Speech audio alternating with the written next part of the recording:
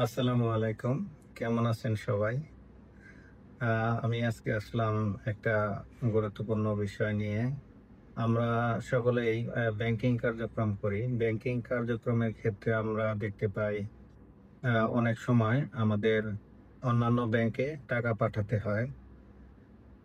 বিশেষ করে সেম ব্যাংকে তো সেন্ড মানি বা ট্রান্সফারের সহজ সহজ অপশন আছে। কিন্তু অন্য ব্যাংক বা অন্য অ্যাকাউন্ট যদি হয় সেক্ষেত্রে আমরা কিভাবে টাকা পাঠাতে পারি?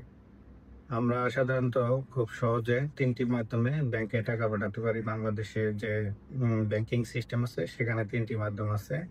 একটা হচ্ছে আরটিজিএস, এনপিএসবি, ইএফটি। আ আমরা সকলে এই শব্দগুলোর সাথে পরিচিত। কিন্তু অনেক সময় টাকা পাঠানোর সময় বুঝতে পারি না যে কোন মাধ্যমে পাঠালে কি সুবিধা আরকি।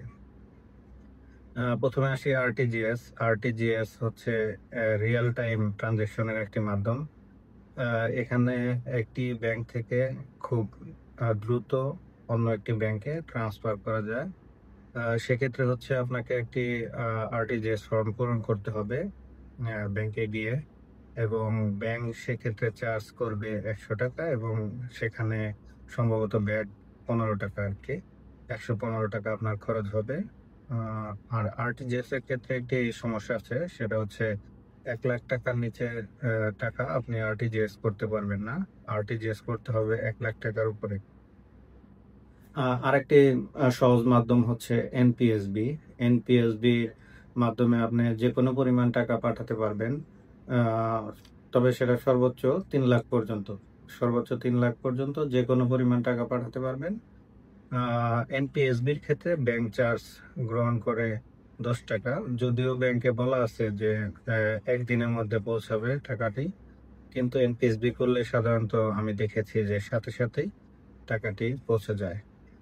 আরেকটা মাধ্যম হচ্ছে ইএফটি, ইলেকট্রনিক ফান্ড ট্রান্সফারের একটি সিস্টেম। ইএফটির মাধ্যমে আপনি কোনো লিমিট নেই, যেকোনো পরিমাণ একদম সর্বনিম্ন থেকে সর্বোচ্চ যেকোনো পরিমাণ টাকা পাঠাতে পারবেন। তবে ইএফটির ক্ষেত্রে কোনো চার্জ নেই, ব্যাংকে কোনো চার্জ নেই। ইএফটির ক্ষেত্রে আপনি হচ্ছে টাকা পাঠাবেন, কিন্তু টাকাটি সাথে সাথে ব্যাংকে যাবে না।